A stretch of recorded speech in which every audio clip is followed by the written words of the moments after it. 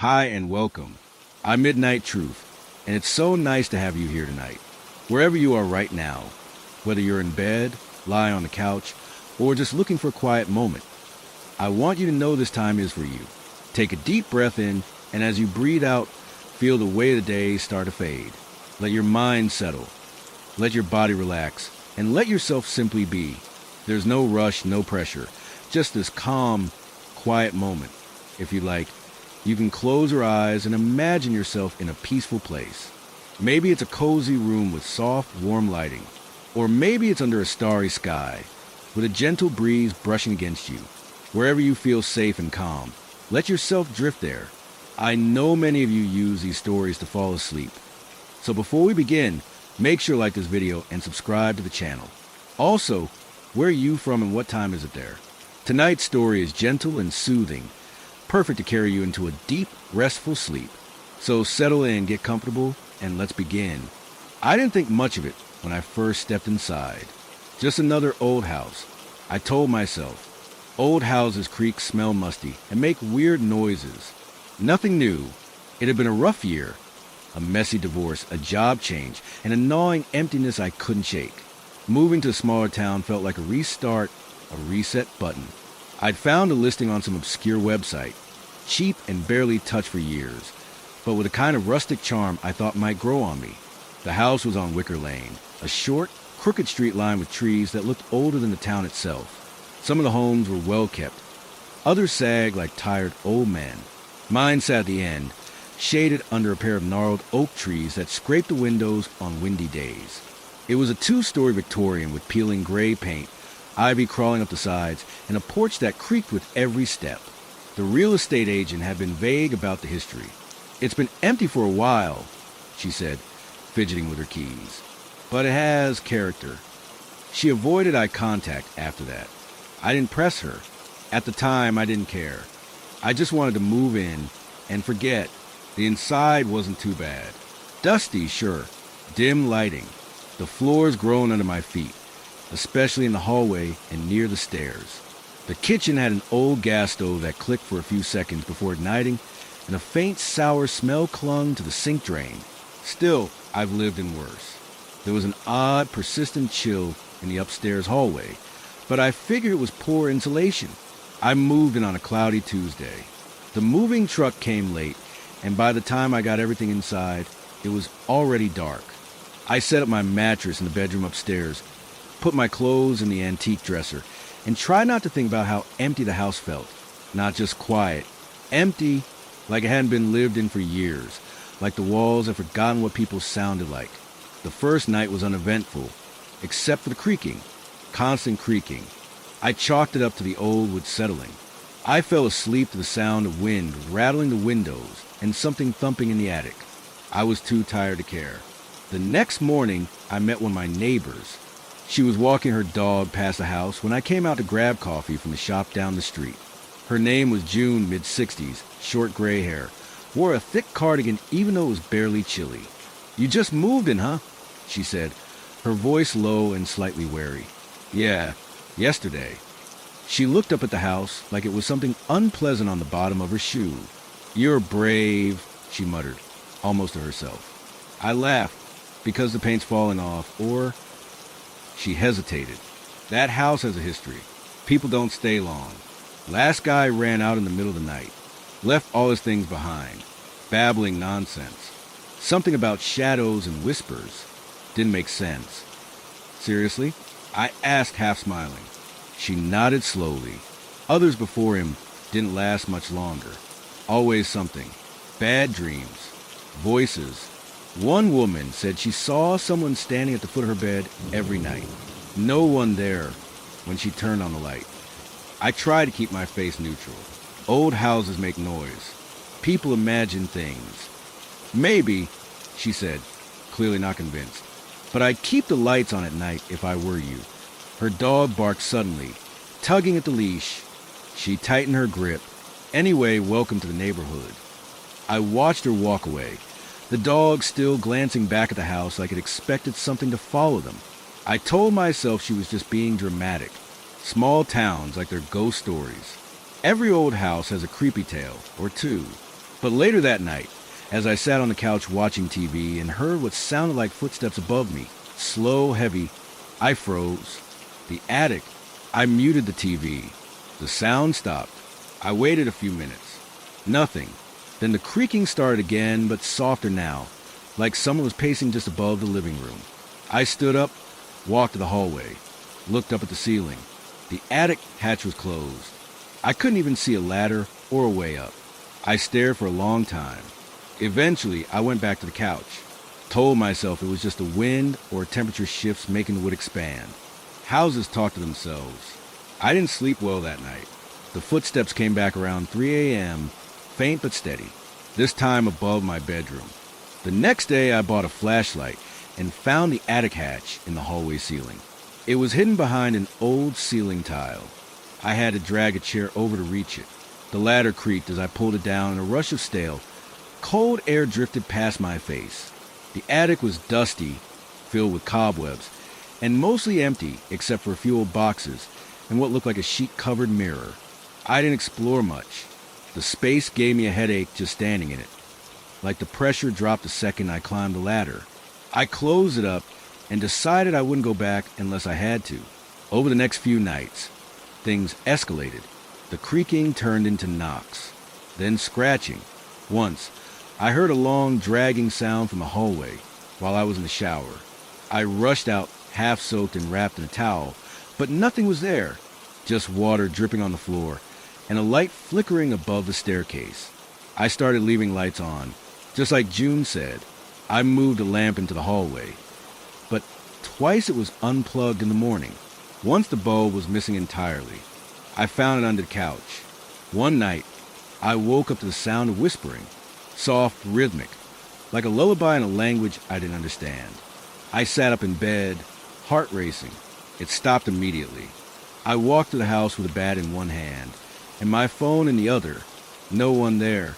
Nothing moved, but the air felt thick, heavy like fog. I decided to check the public records on the house. I went to the town library, which was barely more than a brick building with a few shelves and a grumpy old man behind the desk. He helped me pull up property records. The house on Wicker Lane had changed owners 9 times in the last 20 years. Most stayed less than a year. A few only lasted months. The original owner was a man named Wallace Thorne. Lived there from the early 1900s until 1942. No wife, no children. Just him, a recluse. The record said he worked from home, though no one knew doing what. There were a few mentions in old newspapers, neighbors complaining about chanting at night, strange smells, candles burning in the windows. In 1942, he disappeared, left his door wide open. The police found strange symbols drawn on the walls, burned wax circles on the floor, and dozens of handwritten journals, most too damaged to read. No one ever found Wallace. That night, I opened the attic again. I didn't want to, but I had to know. I climbed up slowly, flashlight trembling in my hand. Dust swirled in the beam. I moved toward the sheet-covered mirror, pulled it back. It wasn't a mirror.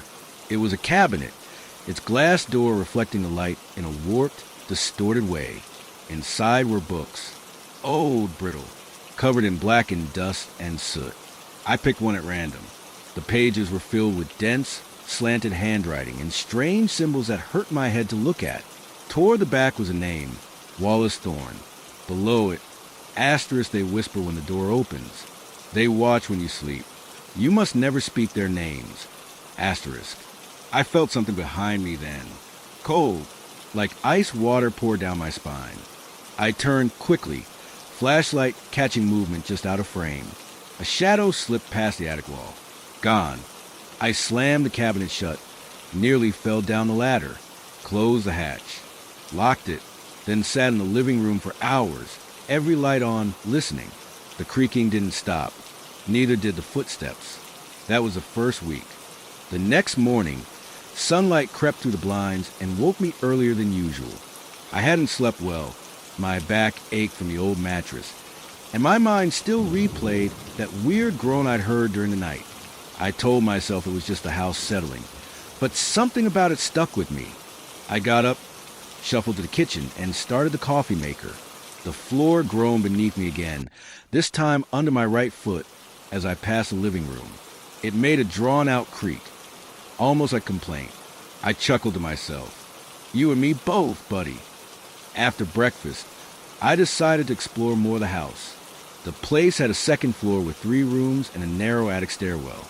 One of the upstairs rooms had no doorknob, just a keyhole and a latch, like something from an old Victorian novel. I pushed on the door, but it didn't budge, probably stuck from years of humidity.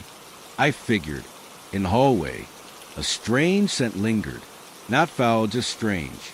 It smelled like dried flowers and burnt wax. I couldn't place it. I opened the windows and figured that would take care of it. I spent most of the day unpacking. The living room was starting to feel like mine. I placed my old books on the shelves, hung a few framed prints, and set my worn leather recliner in the corner by the window. That chair had been with me through 2 apartments and 1 broken marriage. It was the one thing that always felt like home. Around noon, there was a knock at the front door. A woman stood there, maybe in her 60s, dressed in a blue cardigan and holding a pie dish wrapped in foil. Her silver-gray hair was neatly pinned, and her eyes had the wary kindness of someone who's seen more winters than she'd care to count. "Hi there," she said, smiling. "I'm May. I live just down the road, in the blue house with the white shutters. Thought I'd bring you a little something to welcome you to the neighborhood." "Oh, thank you," I said, taking the pie. "That's very kind of you. I'm James." She glanced past me into the house. "You moved into the Holloway place, huh?" I hesitated. "Is that what it's called?" "That's what folks around here call it," she said, her voice a little softer now. "Used to belong to a man named Joseph Holloway. Bit of a recluse. Into strange things. Lived here alone for a long time."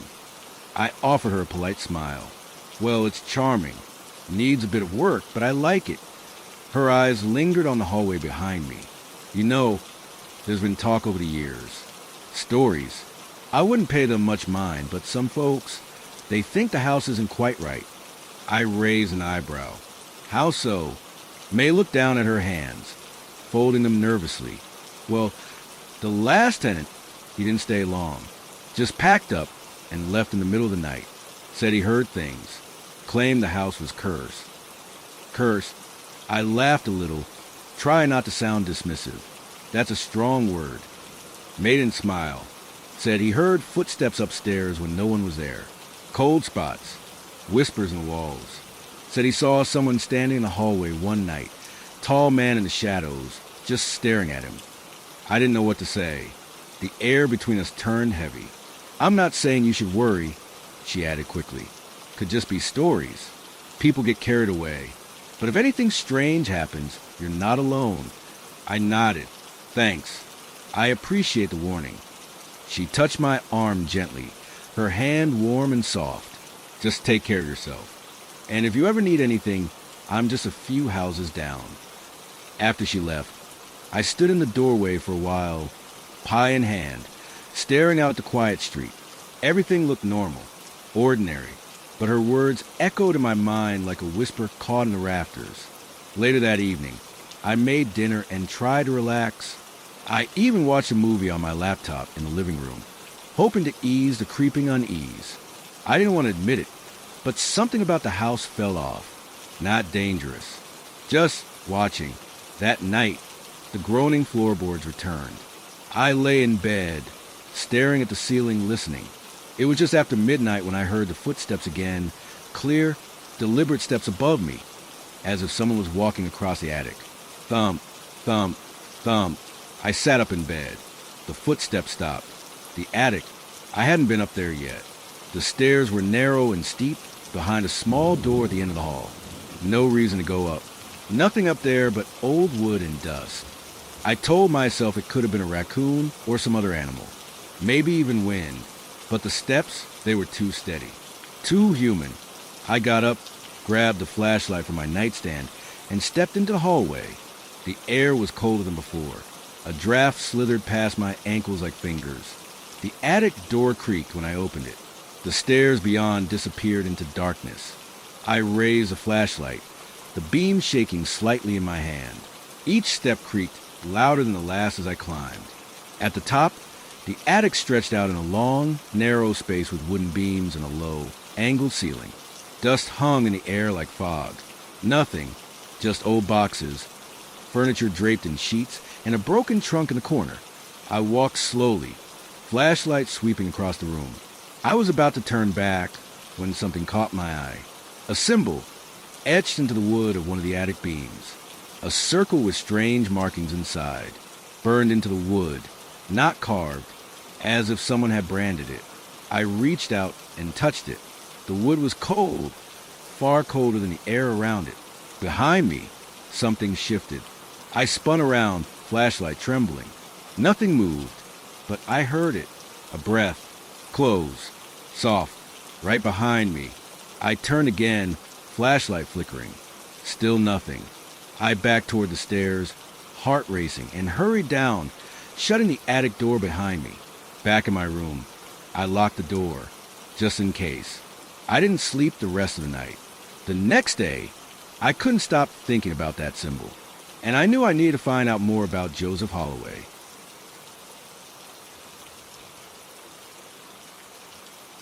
The next morning arrived without fanfare, just a dull gray light filtering through the windows. I felt drained, like I hadn't slept at all. My dreams had been broken and full of shadows, flickering images of someone watching me from the attic, standing behind the boxes, breathing softly. I went through the motions of breakfast, forcing down toast and coffee, but my thoughts kept returning to the symbol in the attic, that burned circle with its strange, jagged lines. It didn't look like anything I'd seen before, and it definitely didn't feel like something left by accident. By noon, I decided I needed answers. I grabbed my jacket and headed to the local library. It sat on Main Street, a squat brick building that smelled like mildew and wood polish. Inside, the air was quiet and still, broken only by the hum of fluorescent lights and the occasional whisper of someone turning a page. The librarian was an older man named Carl, wearing thick glasses and a brown cardigan with worn elbows. When I told him I was looking for information on Joseph Holloway, his expression changed subtly, just a flicker, but I noticed it. "Why do you ask?" he said, adjusting his glasses. "I recently moved into his old house. Just want to know more about it." Carl leaned back slightly.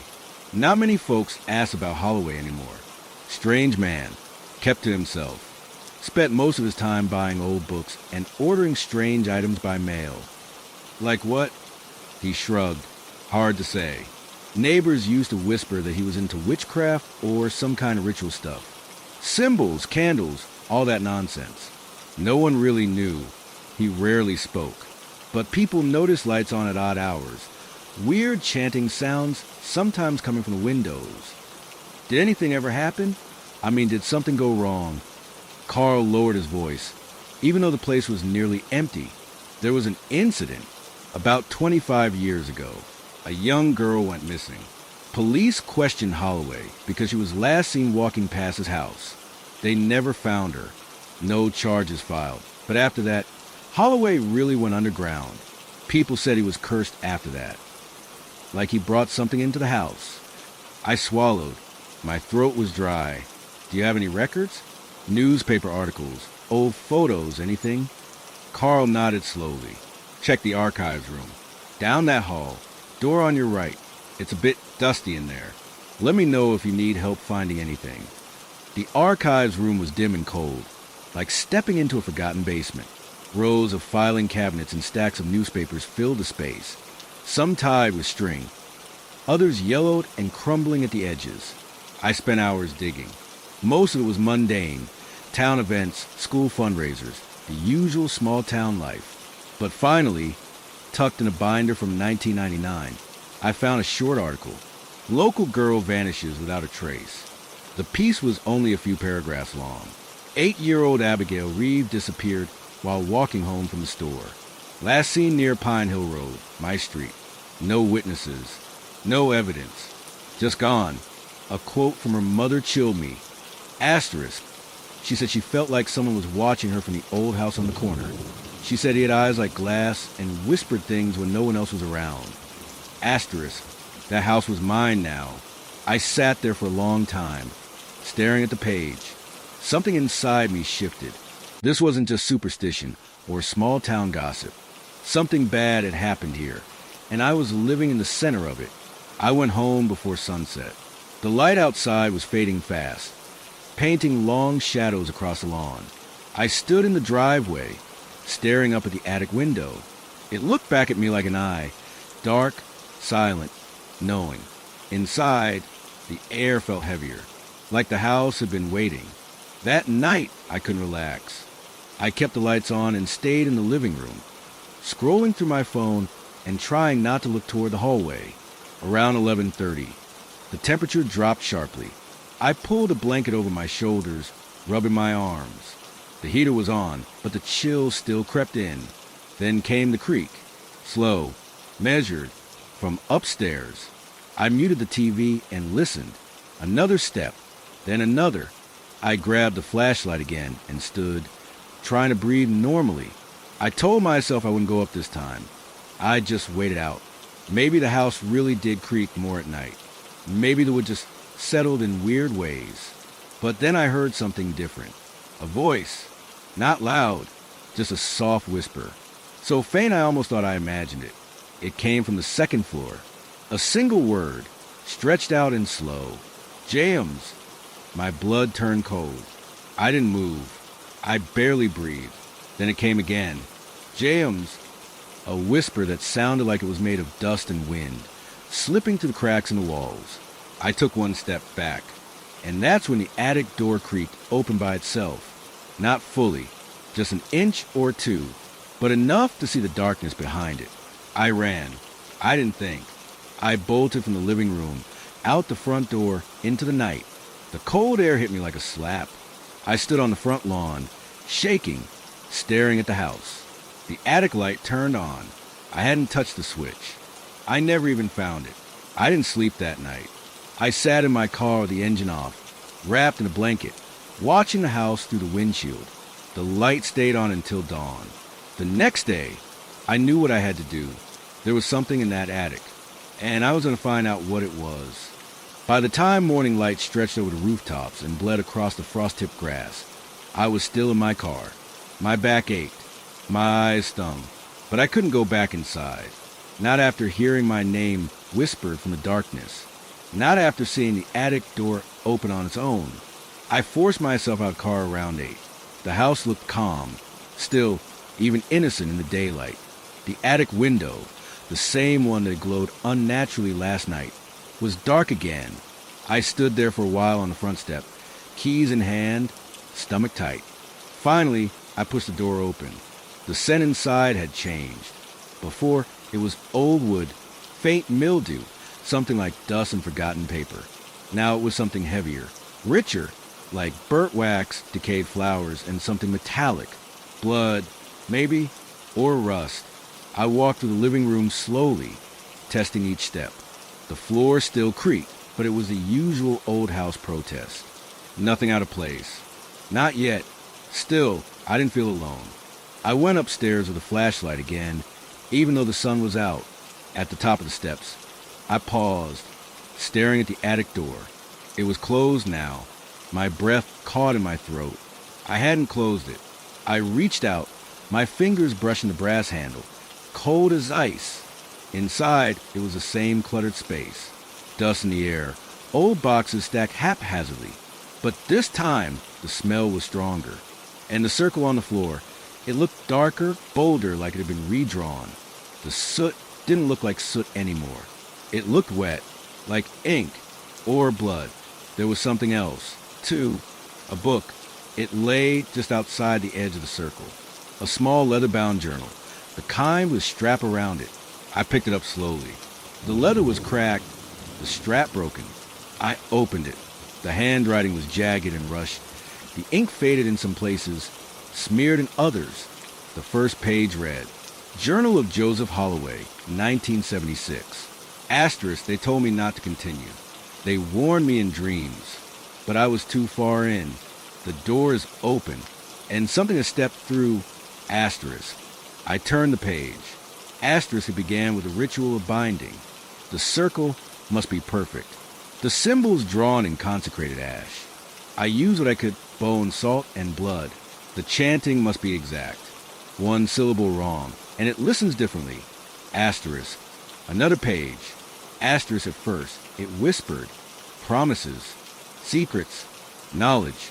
Then it demanded more blood, more sound. It feeds on fear. It grows stronger in silence. Asterisk. I kept reading. Heart pounding. Asterisk. It watches from the dark corners. It waits until you forget it's there. And then it moves. Asterisk. A line had been scratched violently across the next entry, followed by a single word. Regret. I sat on the attic floor, the journal heavy in my lap. Something had happened here. Something real. Holloway had been trying to summon or control something, and whatever it was, he failed. I read on, flipping deeper into the book, until I reached the last entry. Asterisk. It can't be banished, only bound. It lives in the walls, the floors. It learns the name of the house's keeper.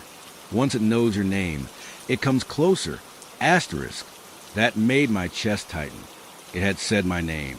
Last night, it knew me now. I closed the book and stared at the circle. The attic felt colder suddenly. The flashlight flickered once, then died. I stood, stumbling back, nearly dropping the journal. A sound came from the far end of the attic. Soft, like fabric brushing against wood. Then a breath. I froze. Not mine. Low. Hollow. Right behind me. I spun around. Nothing. But I could feel it. Like the air itself had thickened, pressed against my skin. I bolted from the attic, down the stairs, journal clutched to my chest like a lifeline. I slammed the attic door shut behind me and wedged the chair under the handle. Downstairs, I turned every light on. I didn't care how much the electric bill would be. The rest of the day, I sat in the living room, flipping through the journal, tried to find a way to stop it, a way to fight back. But Joseph Holloway had written nothing about escape, only warnings and rituals. Late that evening, there was a knock at the door. I jumped, nearly spilling coffee in my lap. Through the peephole, I saw the old woman again, my neighbor Margaret. I opened the door halfway. The chain still latched. She looked at me with the same deep eyes, full of something like pity. "You found it, didn't you?" she asked softly. I stared. Found what? The book. His journal. I nodded slowly. She sighed. "You left it there on purpose. To warn the next person. But you're already marked." "Marked? You heard it, didn't you?" My voice barely worked. It said my name. She closed her eyes briefly, then looked at me again. That thing, it knows who lives in that house. It waits, watches, and when it decides you're ready, it starts calling. "What is it?" Margaret stepped back slightly, glancing at the sky. "I don't know. Joseph called it a gatekeeper. Said it came through a doorway that shouldn't have been opened. He thought he could control it. But it only obeys one rule. It needs fear, and it can't leave unless it's invited." I swallowed hard. "So what do I do?" She looked at me with tired sadness. "You survive, or you leave, but not before it lets you go." She turned and walked away. That night, I stayed awake with every light on, every door locked. The attic creaked above me, slow and steady, like something pacing back and forth. And just after midnight, I heard my name again, this time whispered from the hallway outside my bedroom.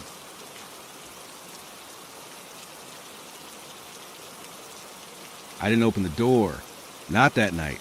I stayed in bed, clutching the journal, staring at the doorknob, half expecting it to turn on its own. But it never did. The whisper faded, and all that remained was a heavy silence of a house that didn't sleep. By morning, I looked like hell. Eyes swollen, skin pale. I called in sick to work. Said I had the flu. They didn't ask questions. I didn't tell them I was being haunted by something I didn't understand. Instead, I sat at my kitchen table, drinking black coffee and reading through the journal again. I wanted answers. I needed to understand what Joseph Holloway had done, and why whatever he summoned hadn't left. Halfway through the book, I found a section I hadn't noticed before. The handwriting had changed, shakier, more frantic. Asterisk, I thought it was gone. I thought sealing the attic door would end it, but it only got quiet. It waits. It watches. When you feel alone, that's when it's closest. When you start forgetting it's there, asterisk. A splotch of ink smeared the bottom of the page, as if the pen had been ripped from Joseph's hand. I looked up. The house was too quiet. No creaking. No hum of appliances. Even the refrigerator seemed to be holding its breath. Then one sound. A soft creak. From upstairs. I stood slowly, heart pounding, journal still in my hand. My first instinct was to run, just grab my keys and go. But something inside me, stubbornness, fear, desperation, I don't know, kept me rooted. I needed to see. I crept upstairs. Every step felt like walking deeper into something thick and invisible. The air felt charged, like before a storm. I stopped at the hallway landing. The attic door was still wedged shut with a chair, but the bathroom door that was open now, and I hadn't left it that way. Inside, the mirror was fogged, like someone had taken a long, hot shower, but I hadn't used the bathroom since the day before. I stepped in, breath hitching. There, on the mirror, was a handprint, long fingers, smeared across the glass, too large to be mine. I backed out of the room, heart hammering, and slammed the door shut. I didn't care if the noise woke the dead. I was too far gone for caution. Downstairs, I dropped onto the couch and started flipping through the journal again, frantic. There had to be something, anything, about how to stop this. There is one method of binding. Joseph had written, asterisk not banishment. It cannot be sent back, but it can be kept asleep, contained.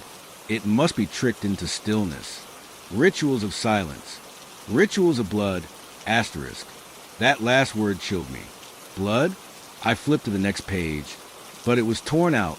Only the jagged remains of the paper clung to the spine. My phone buzzed suddenly. I jumped. It was a message from an unknown number. One word. Come upstairs. I dropped the phone like it was poison. Seconds later, the sound returned. The slow, deliberate creaking of footsteps above me.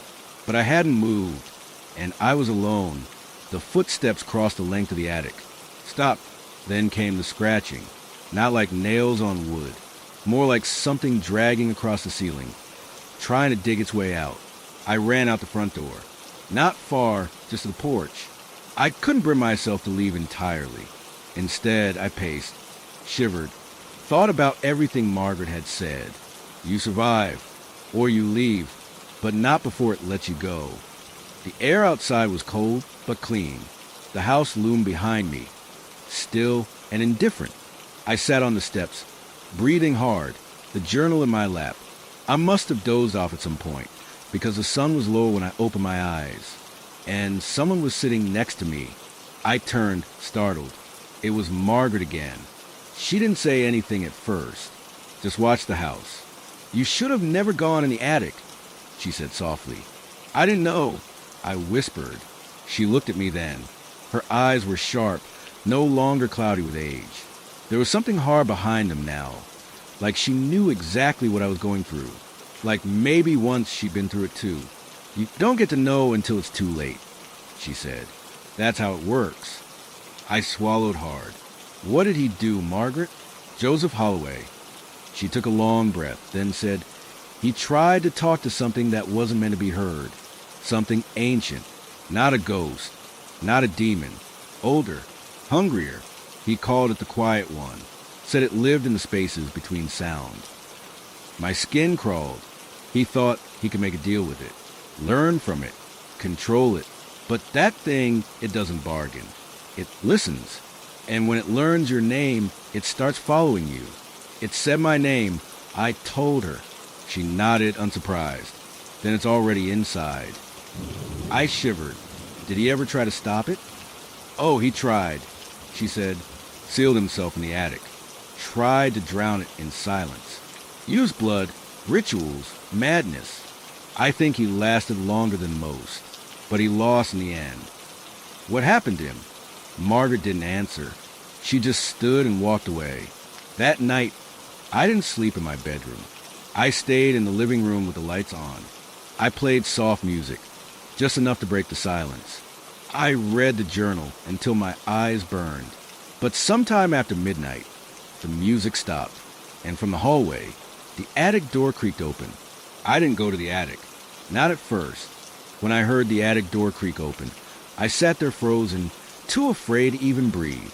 The light from the living room cast a dull glow across the hallway, just enough for me to see that the attic door was now ajar. The chair I had used to wedge it shut was lying on its side, as if it had been thrown. I stared at that door for what felt like hours. The house was completely silent now. No footsteps, no whispers, just the unbearable weight of something watching me from up there. I didn't sleep that night. At some point, I went into the kitchen and grabbed a knife. Not that I thought it would help. I didn't even know what I was trying to protect myself from, but it felt better than being empty-handed. When morning finally came, I opened all the windows and let the cold air flood in. I made coffee, sat at the table, and just stared at the ceiling. I was tired, mentally, physically, emotionally, but something in me had changed. I was past fear. I wanted to understand what was happening. I needed to finish what Joseph had started. I went back to the attic. The door was still open, the air around it cold and still. I climbed the steps slowly, one hand on the railing, the other gripping the journal. My breath fogged in front of me. The temperature dropped with every step. Inside, it looked exactly the same, but it felt different, heavier, like something was waiting. I walked around carefully, eyes scanning for anything I hadn't noticed before. That's when I saw it. Behind one of the wooden beams was a small gap in the wall, a makeshift cubby sealed with old nails. It looked like someone had tried to hide it, or maybe trap something inside. I pried it open. Inside was a small, rusted metal box. I pulled it out and opened it slowly. There were several things inside. A candle burned almost to the base, a piece of cloth stained dark brown, and a folded sheet of parchment paper with words scrawled in the same handwriting as a journal. It read, "Asterisk, the quiet one cannot be destroyed. It is not of flesh or form. It must be drowned in distraction, kept unaware. If it knows you know it, it latches on. Asterisk. Silence is its doorway. Blood is its tether. Your blood."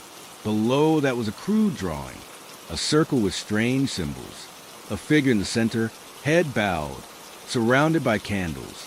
And beneath that, asterisk, do not speak its name. Do not give it form. Do not stay silent when it speaks. Asterisk.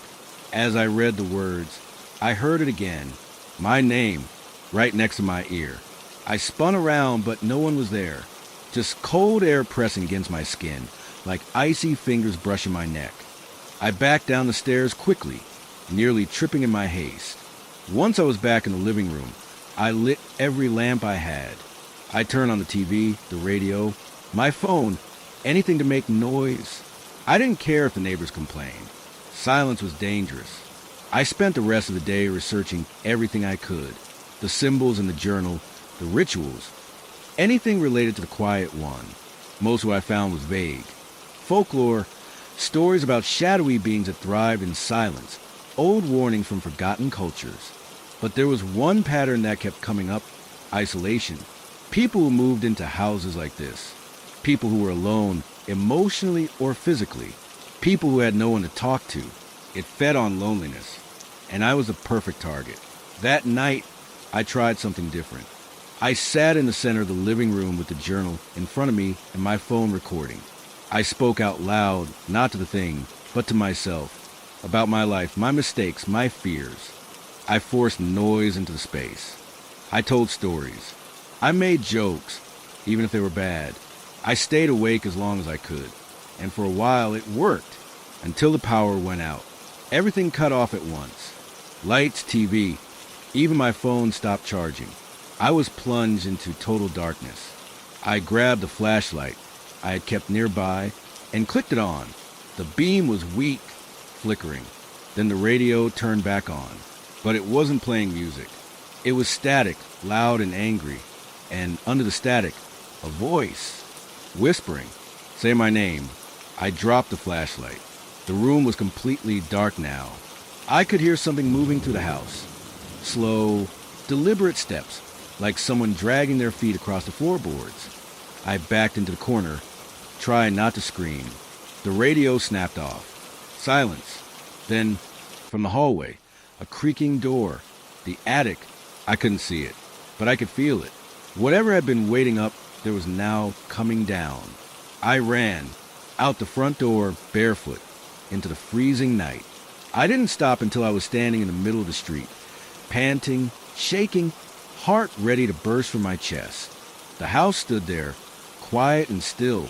The door was wide open, but I wasn't going back in. Not that night. Not alone. I didn't go back to the house until late the next morning. I spent the early hours pacing around a nearby diner, sipping coffee I couldn't taste, staring out the window like the shadows were going to follow me. My clothes still smelled like cold air and old wood, and I hadn't slept. Every time I closed my eyes, I heard it, my name, whispered in that voice, not quite human. The woman behind the counter looked at me like she wanted to ask something, but thought better of it. Maybe I looked crazy.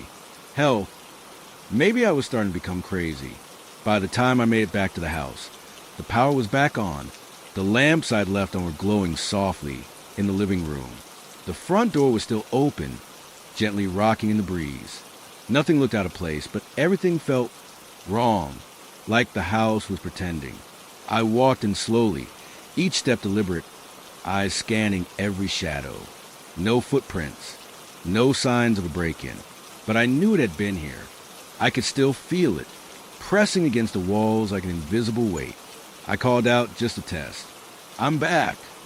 Silence. I tried not to let that silence last. I turned the radio on again, kept the TV humming low, and even put on some old records I'd found in the cabinet. Anything to keep the noise going. I wasn't going to let it in again.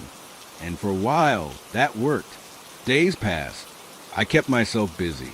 Cleaned every inch of the house. Rearranged furniture. I even started talking to myself out loud, just so the silence never lasted. I read more of Joseph's journal, too, though the entries were becoming more scattered, more frantic. Asterisk, the quiet one watches. It waits. It moves through the walls when the house is still. It can become anything, a voice, a smell, a memory. If you recognize it, it owns a part of you. Asterisk, one entry stood out. It was short, scrawled hastily across the bottom of a page. Asterisk, do not listen when it speaks with your mother's voice. Asterisk, I didn't understand that until the fourth night. I was brushing my teeth when I heard it, a soft knock on the bathroom door. I froze. I hadn't locked it, but I'd been alone all day. I hadn't even left the house, too afraid it might follow me somewhere else. I slowly turned off the water. "Sweetheart." My blood went cold. It was my mother's voice. Gentle, loving, the exact way she used to sound when I was a child and had a nightmare. But my mother had been dead for 5 years. I didn't move. I didn't speak. My heart was beating so loud I could feel it in my ears. The knock came again, slower this time. "You don't have to be afraid, baby. Let me in. I'm here." I backed away from the door, toothbrush still in my hand. My mouth tasted like metal. My entire body was shaking. "Don't ignore me. You used to come to me when you were scared." I almost opened it. Almost. But then I remembered Joseph's warning. Do not listen. I ran out of the bathroom and slammed the door shut behind me. The voice didn't follow, but the house was silent again. And in that silence, I could hear it breathing. That night, I slept in the basement, curled up under an old blanket, surrounded by running fans and the hum of an old washing machine I set on a permanent cycle. It was the only way I could trick my mind into thinking I was safe. The next morning, I finally talked to Mr. Harlan again. I caught him outside, watering his sad little patch of grass with the same rusty watering can. He looked at me and nodded, eyes tired. "You look like you've seen a ghost," he said, not smiling. "I've heard one," I replied. He put the watering can down and motioned me closer. "Come on," he said. "Time I told you something I should have told you sooner." I followed him into his garage. It smelled like oil and old newspapers. He pulled out a cardboard box from under the workbench and handed me a photograph. It was a house, same as it looked now, except the photo was dated 1973. Standing on the porch was a man with hollow eyes and a tight smile. His hands were resting on the shoulders of two children. "That's Edgar Pritchard," Harlan said. "Built the house himself. They say he was some kind of preacher at first. Small gatherings in the basement. Then he started claiming to speak to the dead. Said he could help people bring back loved ones." He handed me another photo. This one showed a group of people seated in a dark room. Hands joined, candles in the middle. His wife and kids died in a fire. After that, he changed, obsessed over bringing them back. They say he stopped eating, stopped sleeping, started hearing voices. He did rituals. Weird ones, ancient symbols, Latin, cuttings and bloodletting. I felt sick. What happened to him? I asked. No one knows. One day he was just gone. Police found blood in the attic. Lots of it. But no body. No sign of him anywhere. Some say he opened a door and stepped through. Others think he summoned something and it took him instead. Mr. Harlan leaned in close. But people who've lived there since, they don't last long. A young woman, back in the 90s, ran out in the middle of the night screaming about someone crawling on the ceiling. Another guy a few years later moved in, and 2 weeks later, his family couldn't get him to say a single word. Just sat there, mute, like something took his voice. I told him about Joseph, about the journal. Harlan nodded. He's not the only one. People keep finding that book in different places. Like the house doesn't want it to be forgotten. I asked him why he never warned me. He looked ashamed. Because I didn't think you'd stay this long. Most don't. And maybe I didn't want to believe it was still happening. I left with the photos and the box. Back at the house, I sat in the living room and stared at them, piecing things together. Edgar, the rituals, the silence, Joseph, the voice that sounded like my mother. And one thing kept repeating in my head. Something from the journal. If you recognize it, it owns a part of you. I had recognized it. I had listened. I wasn't safe anymore. The house wasn't just haunted. It was alive. I didn't sleep at all that night. I stayed up in the basement again, wrapped in a blanket, surrounded by noise. But it didn't help anymore. The silence had started to seep through everything. Even when the machines were humming and the radio was on, I could hear it beneath the sound, like it was just waiting for me to be alone in my head. I kept hearing footsteps on the floor above me. Slow, heavy, deliberate. Sometimes it sounded like someone dragging their fingers along the walls. Other times it was breathing, not mine. Low and steady like someone was crouched in the corner, just out of view. By morning, I was pale, exhausted, and terrified. But I was also angry. Angry at myself for staying. Angry at Edgar Pritchard for building this place. Angry at Joseph for leaving behind only half of the story. I needed answers, and I knew where to find them. The attic. I hadn't dared go up there since the first week. The hatch in the hallway, ceiling barely even registered in my mind most days. But now it was all I could think about. I grabbed a ladder and set it up underneath. My hands were trembling as I reached up and pulled the hatch open. Cold air fell down like a breath. I climbed slowly, each step groaning under my weight. The attic was pitch black, but when I reached the top and turned on my flashlight, I saw that it wasn't empty. Far from it. The first thing I noticed were the symbols. They were drawn in chalk, red ink, and what I can only assume was dry blood. Circles, lines, and strange geometric shapes covered the wooden beams and floor. They pulsed in the dim light like they were alive. In the center of the attic was a ring of melted candles, and inside it, bones. Small ones, arranged in a deliberate pattern. And something else. A mask. It was carved from wood, weathered and blackened. Hollow eyes. A twisted smile. It looked ancient, like it belonged in a museum or a tomb. When I picked it up, the air shifted. I heard whispering. So faint it could have been my imagination, but I didn't think it was. I found another journal tucked behind a beam. It was older than Joseph's, its pages cracked and stained. This one had Edgar Pritchard's name inside the cover. His handwriting was sharp and jagged, filled with fevered notes and references to rituals I didn't understand. He wrote about opening doors. Not literal ones, spiritual. Asterisk, a door must be made of fear and silence. Once opened, the quiet one comes. It does not speak. It does not scream. It simply becomes. Asterisk, there were dozens of entries, many of them repeating phrases again and again. Asterisk, the silence is the key. Asterisk, asterisk, the voice that isn't yours is never to be trusted. Asterisk, asterisk, if you hear it say your name, do not answer. It learns you through attention. Asterisk, then I found the last entry. Asterisk, I've seen its face. It wears mine now. I hear myself outside the door at night. It says it's me, but it isn't. If I let it in, I'll be gone. I must burn the mask, but I don't know if it will work.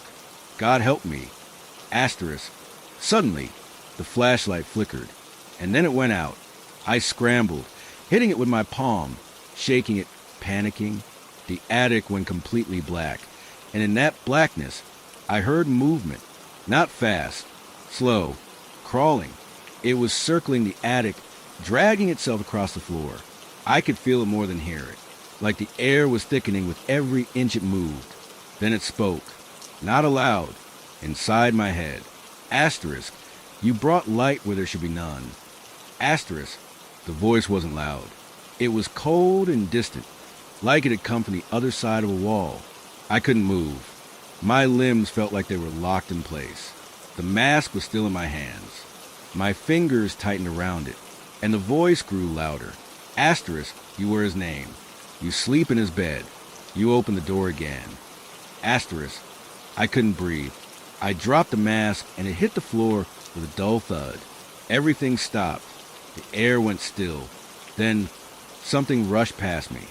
A shape, tall, wrong, like a man wearing too much skin, stretched thin and crawling upright. I screamed and lunged for the ladder. I nearly slipped, barely catching myself as I clambered down. I didn't look back. I couldn't. The attic hatch slammed shut behind me, loud enough to shake the hallway. I ran outside and collapsed on the porch, gasping for air. It was still morning, but the sun did nothing to warm me. I felt like I had touched something that had never been meant for human hands. I didn't go back inside for hours. When I finally did, I brought lighter fluid and matches. I was going to burn the mask, burn the attic, whatever it took. But when I climbed back up the ladder, the mask was gone.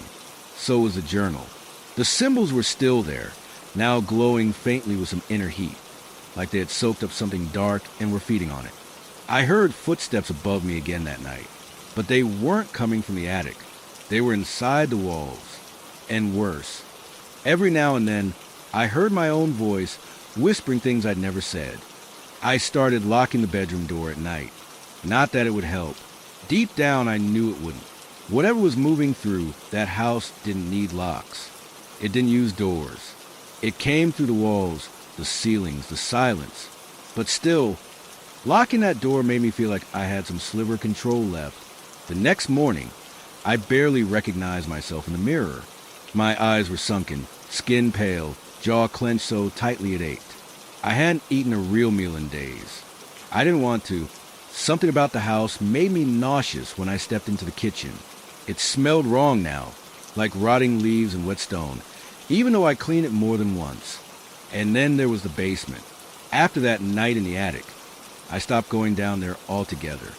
I kept the lights on down there permanently, hoping it might keep whatever was lurking in the shadows from coming back up, but I didn't believe it would. Around noon, there was a knock at the door. I flinched. It had been so long since someone knocked.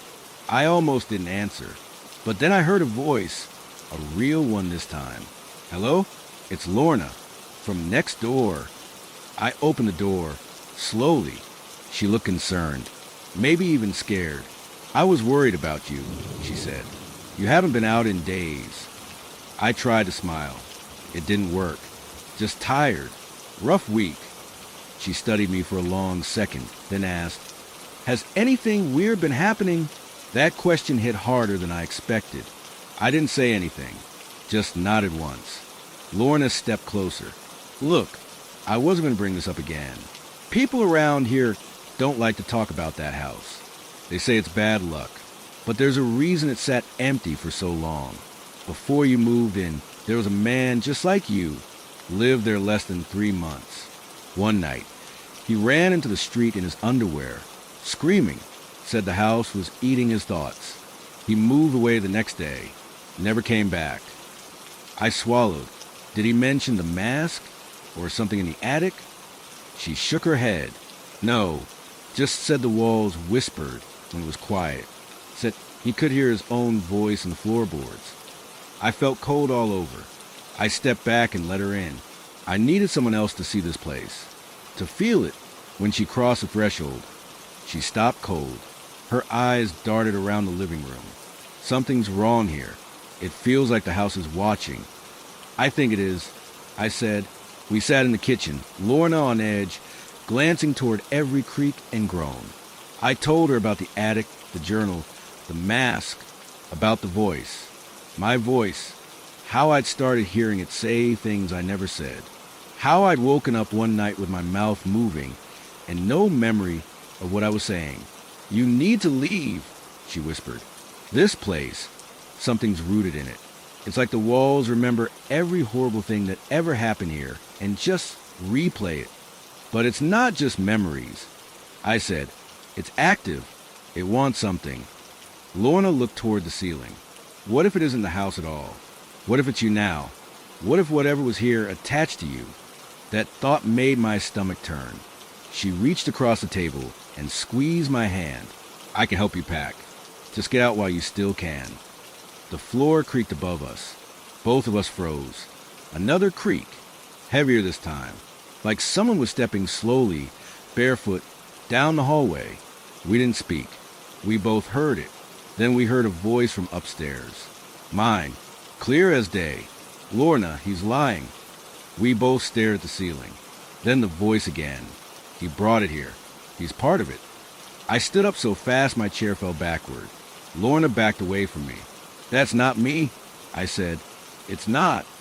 But the damage was done. Her eyes said it all. She bolted for the door. I ran after her. Lorna, wait. Don't listen to it. She didn't stop. She ran across her yard, slammed her front door behind her. I stood in my driveway, shaking, and from the second floor window of my house, I saw the curtain pull back. My face stared down at me. Not just a reflection, not a trick of the light. It was me, but the skin was too tight. The smile was wrong. The eyes didn't blink. It tilted its head, still watching. And then the lights in the house went out. All of them. Silence. I couldn't move for a long time. Just stood there, staring at the dark windows. Eventually, I went back inside. The air was ice cold. My breath fogged in front of me. I checked every room, every door. Nothing.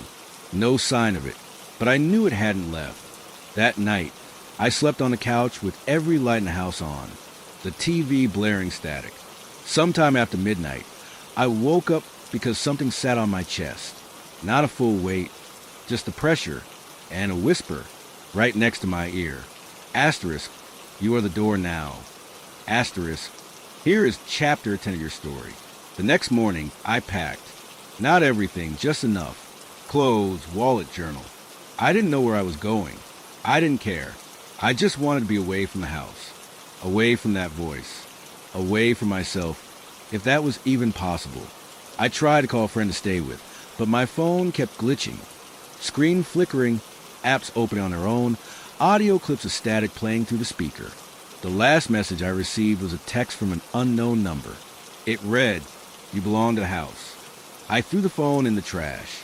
By noon, I had stuffed my duffel bag and started for the door. But something stopped me. A sound, low and rhythmic, coming from beneath the floor. Not just a creak. A chant. I dropped the bag and pressed my ear to the floorboards. There it was again. Soft, slow syllables.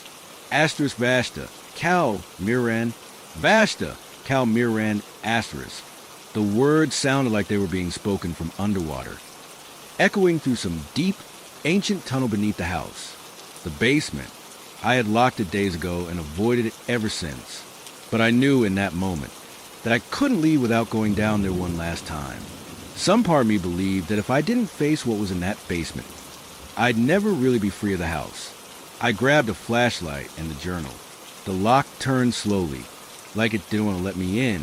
The air hit me immediately, wet, heavy, the smell of mildew and something worse, something metallic and old. I stepped down carefully. The stairs groaned under my weight. The light from the bulb overhead flickered and died. So I clicked on the flashlight. At the bottom of the stairs, I paused. The basement looked different. The far wall had been cleared, boxes and junk shoved aside, and in its place was a symbol scrawled in ash and something reddish-brown. A symbol I'd seen before, in the journal, a circle lined with jagged shapes and intersecting triangles. In the center, a crude drawing of a face with hollow eyes and no mouth. I flipped through the pages until I found the entry. It had been written in a frantic, uneven scrawl. Asterisk. The ritual must not be completed. The seal is broken. If the name is spoken aloud 3 times, the veil thins. Do not speak the name. Do not draw the symbol. It sees. It listens. Asterisk. My heart pounded in my ears. That symbol, it was here before I ever found the journal. Someone else had drawn it. Or maybe it had drawn itself. And then the air shifted. The cold in the room became absolute. My breath crystallized in the beam of the flashlight. Behind me, a sound. A footstep. I turned fast, but saw nothing. Another footstep. Then, asterisk whisper. Asterisk. Asterisk, don't go. Asterisk. I spun around again. The whisper came from the wall. No, not from the wall, from inside the wall. Something moved just beneath the surface. Something with weight and breath and hunger. I backed away, but my foot hit something. A small wooden door, partially hidden behind a broken shelf. I hadn't seen it before. It looked ancient, handmade, nails rusted over, barely hanging by the hinges. I reached down, hard in my throat, and opened it. Behind it was a narrow crawl space. And in that crawl space, a box. Small, wooden, covered in dust. I pulled it out and opened the lid.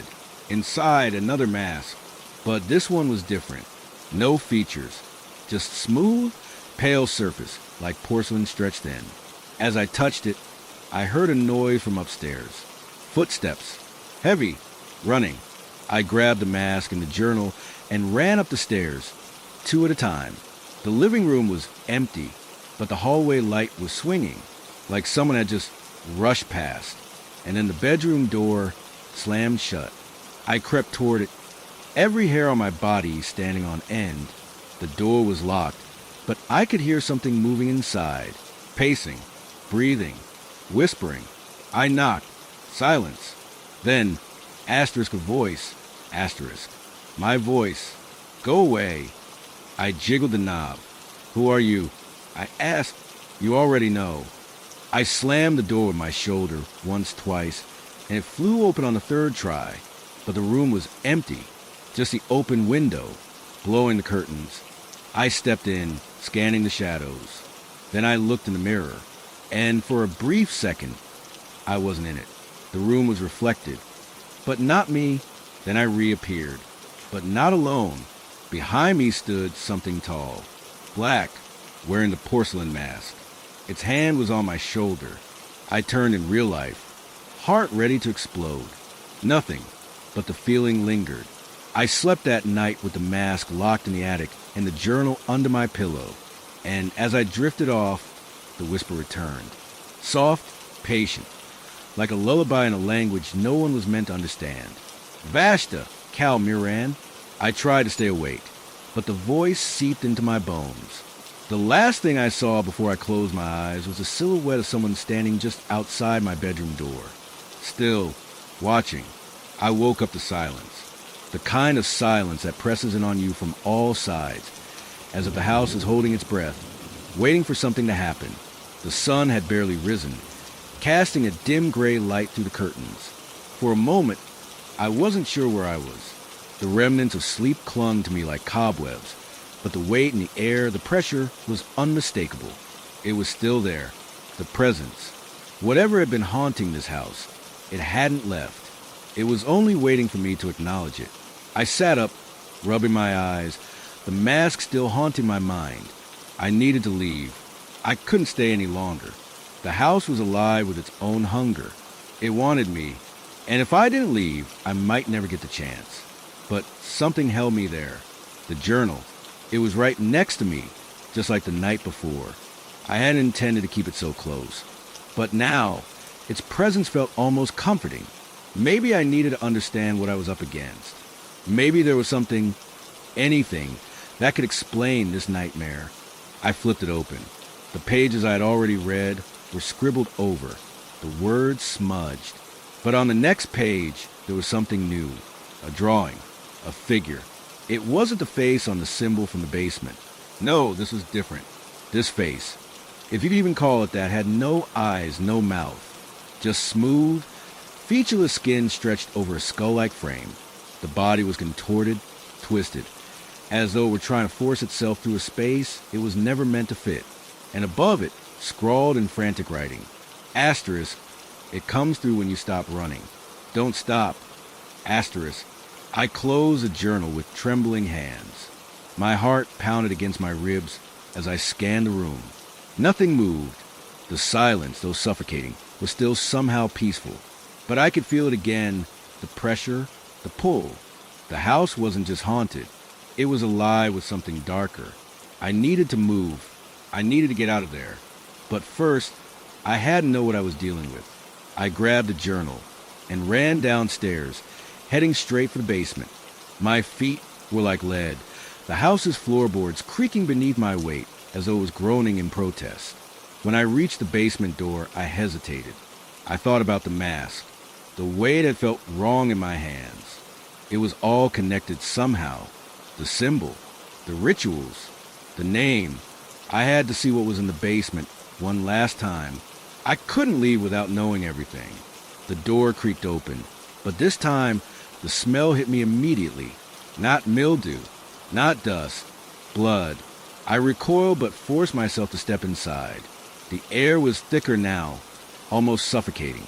The faint light from the single bulb overhead did little to illuminate the room, leaving shadows dancing along the walls.